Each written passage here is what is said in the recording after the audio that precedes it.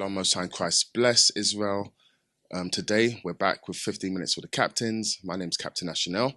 Today, we are going to go into Nicanor. Nicanor is one of the feasts we keep. And we're going to give you some understanding today about what Nicanor is about. So, what we're going to do first of all is we're just going to give a quick summary, just so you can, not get lost in this. Just a summary to give you some understanding of what Nicanor is about.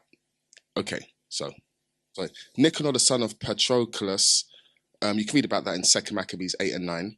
He was a Syrian Seleucid under the king Antiochus and Demetrius Soter. Now, the story of Nicanor, when you research it, took place during the Seleucid Harmonian periods, probably around, let's say, it could be like 190 to 161 BC. Now, during the Hellenistic period under the Ptolemies, the Jews were given some privileges. Although we were in captivity, we were given some privileges, but the Seleucid rulers were hell-bent on forcing Hellenism on us. You understand? So there was some privilege under the Ptolemies, but the Seleucid rulers were hell-bent on forcing Hellenism on us. Now, during this time period, there was a wicked Israelite named Alchemus. Now, he wanted to be the HNIC, as they say, which back then was the high priest over Israel. So what he did was he went to King Demetrius and he made some very wicked allegations against Judas Maccabees and his men. Basically, he wanted them put to death, and he wanted the high seat. So, as a result, King Demetrius appointed Nicanor, who at the time, Nicanor was the governor of Cyprus. You can read about that in 2 Maccabees 12 and 2, I think it is. Now, and he was very well known to hate Jews. He hated Jews with a passion. So, King Demetrius handpicked Nicanor to handle this business of killing Judas Maccabees and his men. So that's just a brief summary. When you look at the picture that we've put up on the screen, it gives you kind of like a timeline. You can see it's mainly from like Malachi to Christ, but you can see in the middle of the page, you can see there was the rule of the Ptolemies of Egypt. You can see then it goes down. That period specifically is talking about the Hellenistic period between 330 to 166 BC. Then you can see under that the rule of the Seleucids of Syria. You understand? So this is where you read about King Demetrius. It's got the time periods there. You could say from maybe 190 BC to 165 BC, 161 BC. And underneath that, you see the Harmonian dynasty as well. So you could say the Seleucids, which Demetrius was and Nicanor was under, it was kind of like a crossover between the Hellenistic and the Harmonian periods. You understand? But like I mentioned earlier, when Nicanor was governor, he had a very, very strong hatred for the Jews, and he basically, when you research it and you read about it, he was hell bent, on extreme cruelty, oppressing our people, and forcing Hellenism on us. You understand? So, all right. So let's get into it now. We're going to start reading from 1 Maccabees, chapter 7. We're going to read that. So read verse 1. The book of 1 Maccabees, chapter 7 and verse 1. In the 150th year, Demetrius, the son of Seleucus, departed from Rome, and came up with a few men unto a city of the sea coast, and reigned there. So it talks about in the 51st year, Demetrius, the son of Seleucus, departed from Rome and came up with a few men, city of the coast, and there. Okay, let's jump to verse 5. Verse 5. There came unto him all the wicked and ungodly men of Israel, having Alcimus, who was desirous to be high priest, for their captain. So we mentioned that earlier. So when Demetrius was in power, you had the wicked of our people that were coming to him, ungodly men, it says here, ungodly men of Israel, having Alcimus, who wanted to be high priest for their captain. So he was trying to score brownie points, if you want to call it that, with King Demetrius, and he wanted to be the high priest of Israel. Read on. And they accused the people to the king, saying, Judas and his brethren have slain all thy friends and driven us out of our own land. So he wanted to sow a seed in the king's mind to say, Judas and his brethren have slayed everyone and have driven us out. Read on. Now therefore, send some man whom thou trustest, and let him go and see what havoc he hath made among us, and in the king's land, and let him punish them with all them that aid them. Then the king chose Barsabbas, a friend of the king, who ruled beyond the flood, and was a great man in the kingdom, and faithful to the king. And him he sent with the wicked Alcimus, whom he made high priest, and commanded that he should take vengeance of the children of Israel. So he chose Bacchus, and he sent him, along with Alcimus, to go into Israel and take vengeance. Read on. So they departed, and came with a great power into the land of Judea, where they sent messengers to Judas and his brethren, with peaceable words deceitfully. So that's how these heathens were moving, with peaceable words deceitfully. You can read about that in Psalms 55 and 21. It was always prophesied from the beginning. That's how they were moving. In fact, get that real quick.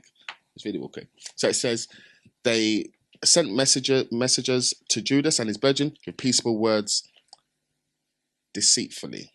So read 55:21 Psalms. The book of Psalms, chapter 55 and verse 21. The words of his mouth were smoother than butter, but war was in his heart.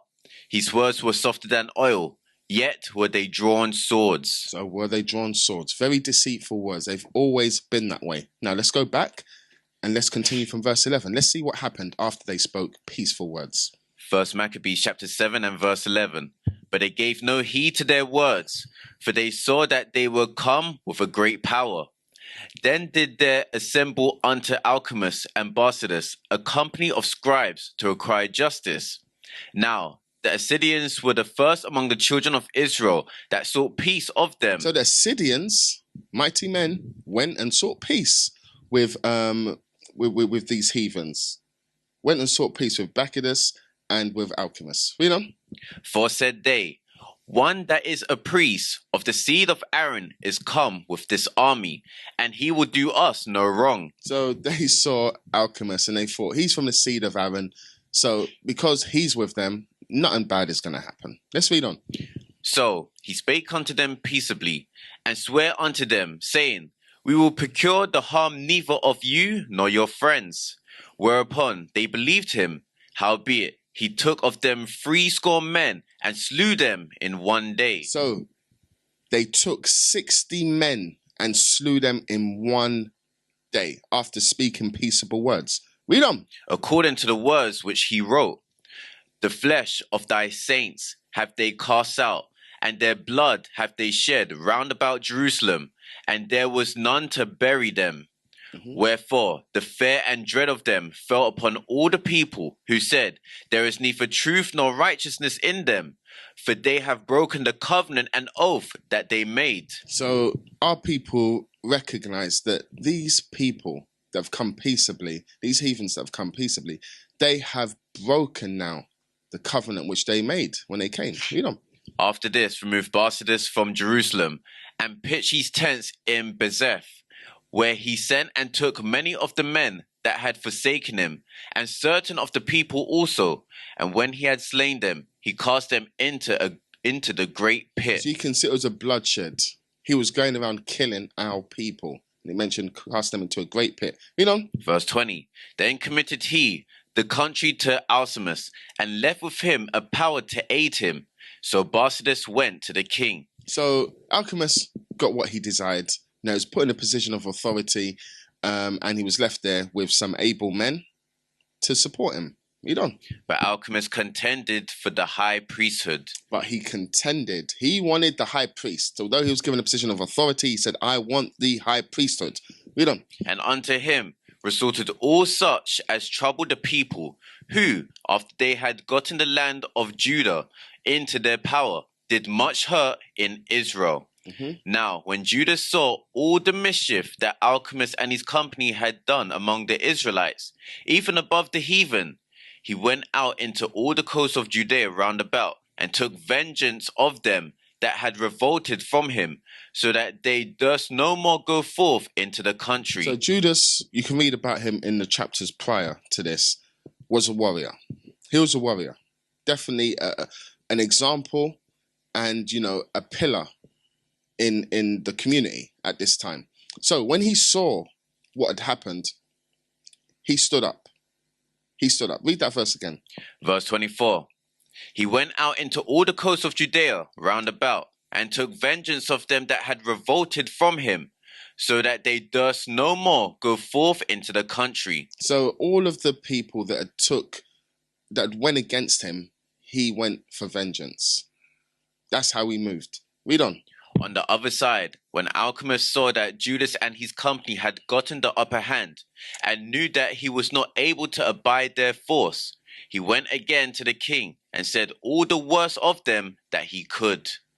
Then the king sent Nicanor, one of his honorable princes. So when the king realized that, we have a problem here with these Maccabees, he said then, I'm going to send Nicanor, one of his honorable princes. Keep going. A man that bare deadly hate unto Israel, with commandment to destroy the people.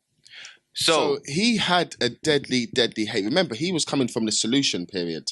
You understand? So his hatred was very strong towards Israel. He was about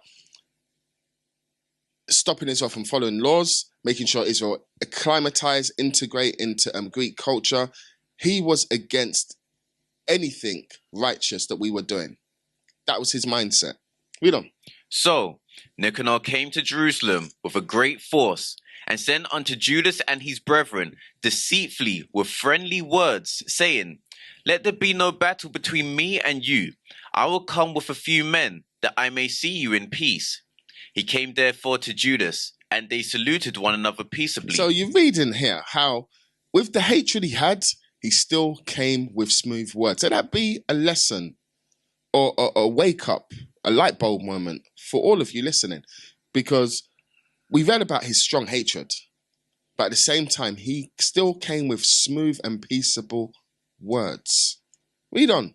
Howbeit, the enemies were prepared to take away Judas by violence. So they were prepared to take Judas by violence. Nothing was going to stop them. Keep going. Which thing after it was known to Judas, to wit, that he came unto him with deceit.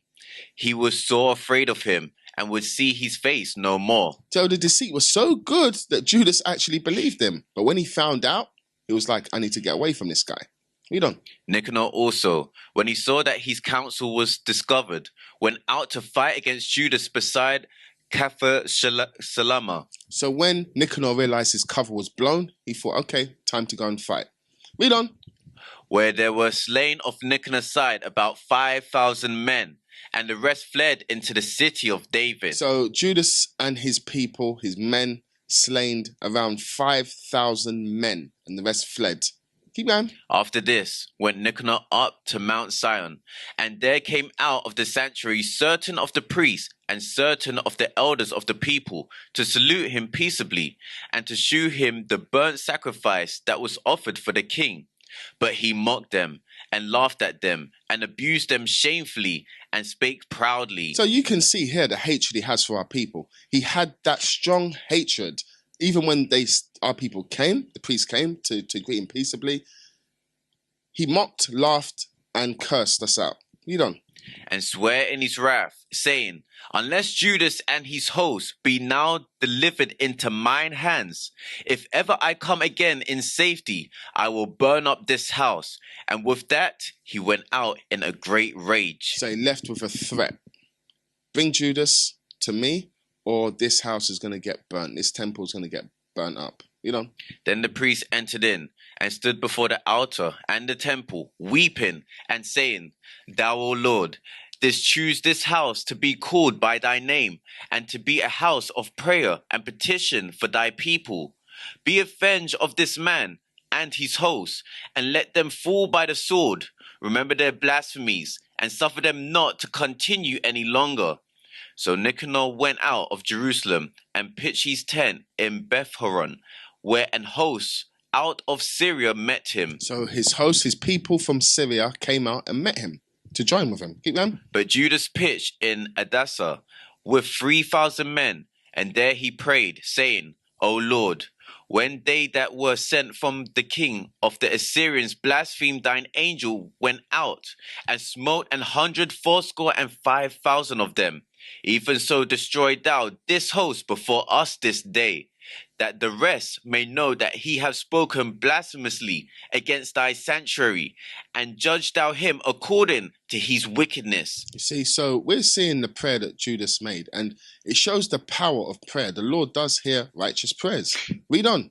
So, the 13th day of the month Adar, the host joined battle, but Nicanor's host was discomfited, and he himself was first slain in the battle. Now, So Nicanor, the Lord killed Nicanor first. He was slain first in the battle. Normally, someone of his stature would kind of fall back and let the men go forward, but the Lord allowed him to get slain first. Read on. Verse 44. Now, when Nicanor's host saw that he was slain, they cast away their weapons and fled. Then they pursued after them a day's journey from Adasa unto Jeriah, sounding an alarm after them with their trumpets. So when they saw Nicanor was slain, his people fled. They ran. Keep going, read on. Whereupon they came forth out of all the towns of Judea round about, and closed them in, so that they, turning back upon them that pursued them, were all slain with the sword, and not one of them was left. So read that verse again. Verse 46. Whereupon they came forth out of all the towns of Judea round about, and closed them in, so that they, turning back upon them that pursued them, were all slain with the sword, and not one of them was left. So we hemmed them in and we killed them all. Not one was left. Keep going. Afterwards they took the spoils and the prey, and smote off Nicanor's head and his right hand, which he stretched out so proudly, and brought them away, and hanged them up toward Jerusalem. That's gruesome. Read that verse again. Afterwards they took the spoils and the prey, So they took all of their goods, riches, keep going. and smote off Nicanor's head and his right hand. So they took off Nicanor's head, they cut off his head and his right hand. Keep going. Which he stretched out so proudly, and brought them away, and hanged them up toward So Jerusalem. you can see these Maccabees weren't to be played with. They weren't to be played with, they were ruthless and they were serious in business. You understand? Read on. So this caused the people rejoice greatly, and they kept that day a day of great gladness. Like we keep today. Whenever it comes round to the time of Nicanor, we keep the day with gladness because we read the scriptures, we read the account of what happened, and we're happy when we read this. Read on. Moreover, they ordained to keep yearly this day, being the 13th of Adar. Thus the land of Judah was in rest a little while. So they ordained to keep this day yearly, the 13th of Adar. Thus the land of Judah was in rest a little while. So this is pretty much a summary, to get a full understanding of Nicanor and to get the history, of the Maccabees. Obviously, you have to start from Maccabees chapter 1 and read through. One of the best books I enjoy in the Bible. It's very gruesome, and it shows how our forefathers were warriors. They about the Lord's business. There was no fear in them. They weren't scared to do what they had to do for the Lord. So today we keep the feast of Nicanor. We keep the day of Nicanor, and what we do is we obviously have to consider. Let me just say this: Nicanor is not a Sabbath. Just so you know, it's not a Sabbath, and we keep it for a memorial. We do, we remember the day with gladness, but it's not a Sabbath. So With it not being a Sabbath, it means you can buy, sell, cook, and work. Am I correct? That's it. Buy, sell, cook, and work. Unless it falls on a normal Sabbath, which is a Friday sundown to Saturday sundown, where that obviously supersedes everything. But outside of that, it's a normal day. We just keep in with gladness. We enjoy it. We eat, drink, laugh, dance, and we, remember what took place. So, nation is family. Nation is community. Nation is men leading by example. Nation is women's support